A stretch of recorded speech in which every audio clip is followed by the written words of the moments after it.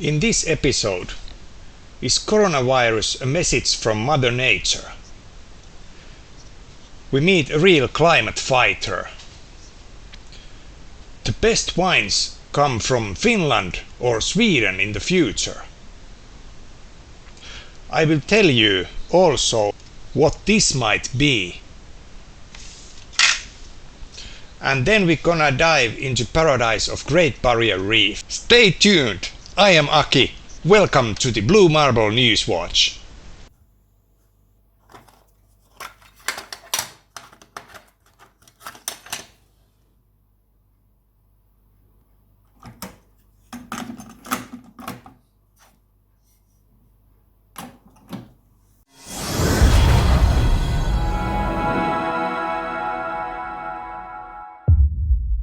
Welcome to my episode 5. Here my goal is to tackle all the fake news and give some real news about plastic pollution and climate change. Our first topic is about coronavirus. Is nature trying to send us a message? Is nature sending us a message through coronavirus? That is what UN environmental chief is saying. And here is exclusive: destruction of wildlife and the climate crisis is hurting humanity with COVID-19 and clear warning shot, say experts. Nature is sending us a message with the coronavirus pandemic and the ongoing climate crisis, according to UN's environmental chief Inger Andersen. Andersen said, humanity was placing too much pressure on the natural world with damaging consequences, and warned that failing to take care of the planet meant not taking care of ourselves. Leading scientists also said COVID-19 outbreak was the clear warning shot, given that far more deadly diseases existed in wildlife, and that today's civilization was playing with fire. They said it was almost always human behavior that caused diseases to spill over into humans. To prevent further outbreaks, the experts said, both global heating and the destruction of the natural world from farming, mining and housing have to end, as both drive wildlife into contact with people. They also urged authorities to put an end to live animal markets, which they called an ideal mixing bowl for disease, and the illegal global animal trade.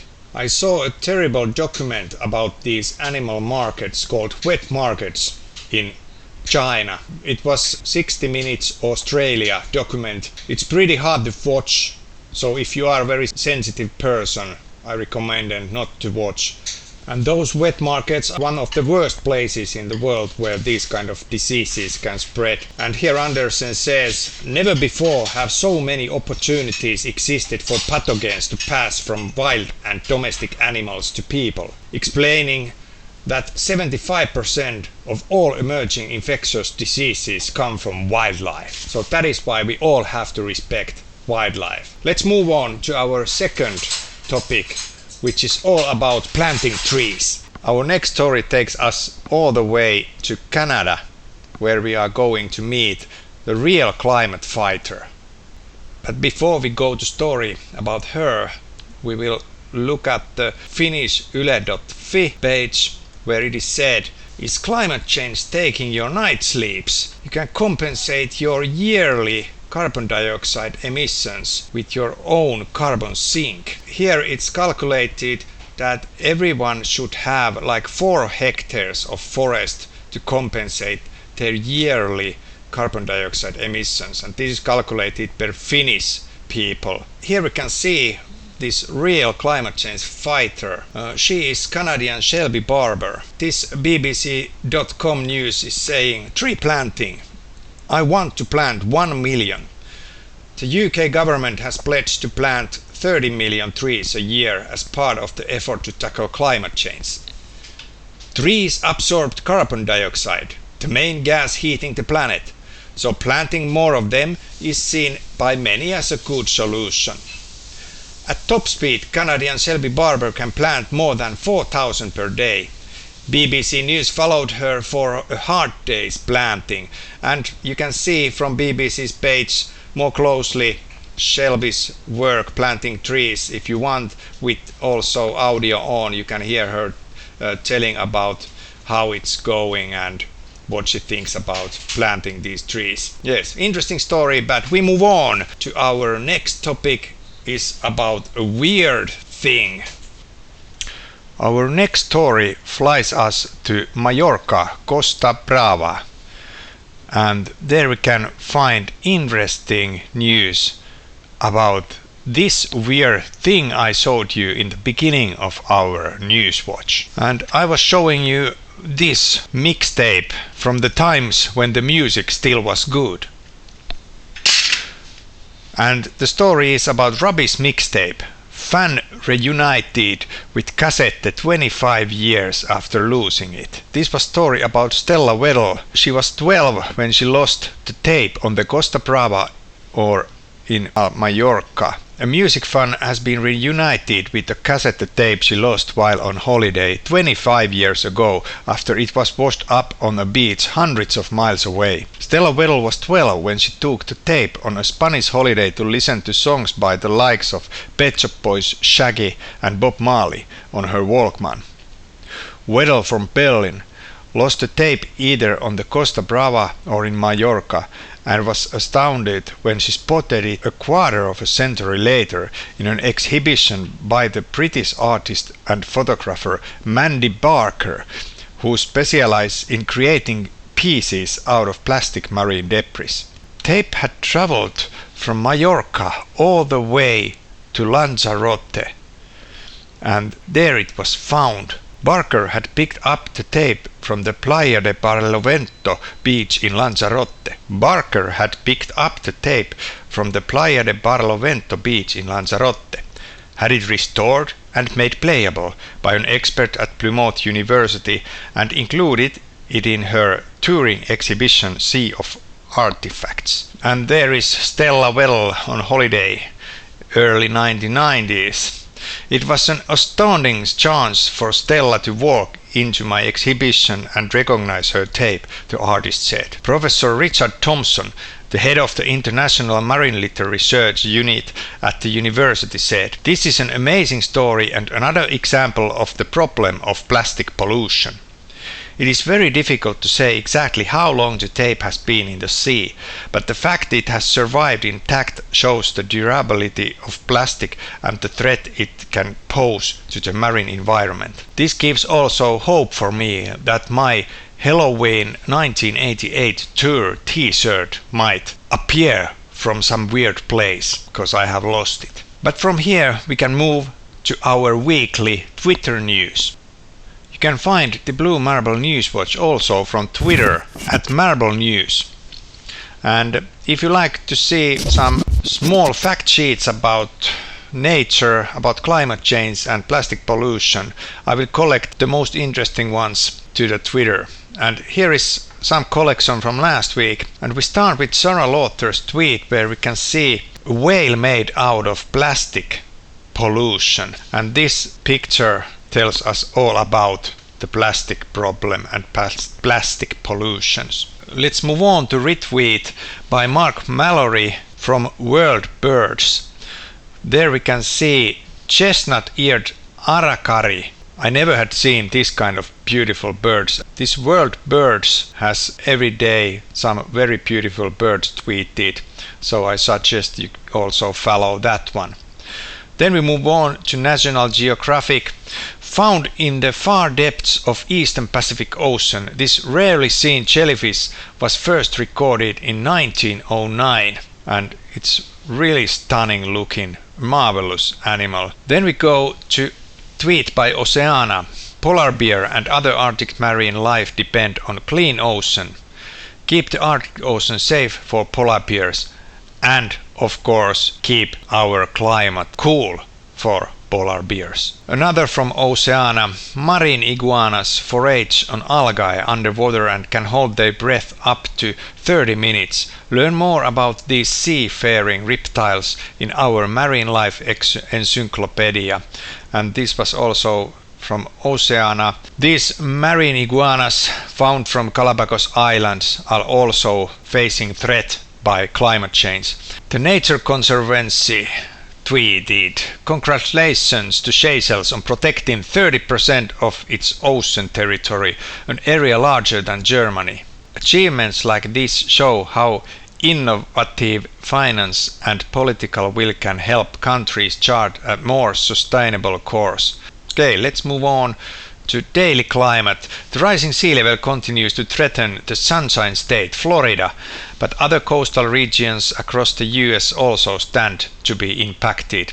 And actually all the coastal areas of the world are to be impacted by the rising sea level caused by climate change. Did you know spinner dolphin can spin 7 times above water? And there you saw this amazing jump. And that's the only environment where dolphins should be jumping and spinning, not in the delphinariums. Beautiful. Guardian Environment tweeted, "Species watch, cuttlefish, clever, colorful and now at risk." And again, risked by humans and risked by climate change. About coronavirus. Coronavirus poses lethal threat to great apes, gorillas, chimps, orangutans, experts warn. Many of our closest living relatives are already at risk of extinction and highly susceptible to human disease, warn scientists. That is why we should stay home and not go anywhere. And Guardian Environment is taking us to our last story of this week. Great Barrier Reef suffers third mass coral bleaching event in 5 years. But before we dive into Great Barrier Reef, we will fly to Scandinavia to see northern countries, because there was this interesting topic about wine cooler. Global heating helps Sweden's vineyards to success. Could it be that in the future we get good wines from Sweden and even from Finland? And if this happens because of climate change, I'll promise I have a special wine tasting episode from Nordic countries. The best wines from Finland and Sweden. Hopefully we don't have to do that kind of episode. And now we can dive into the Great Barrier Reef, which is the biggest coral reef in the world, and it is in danger. The Great Barrier Reef is the world's largest coral reef system and situated here on the Australian northeast coast. I'm drawing it roughly here.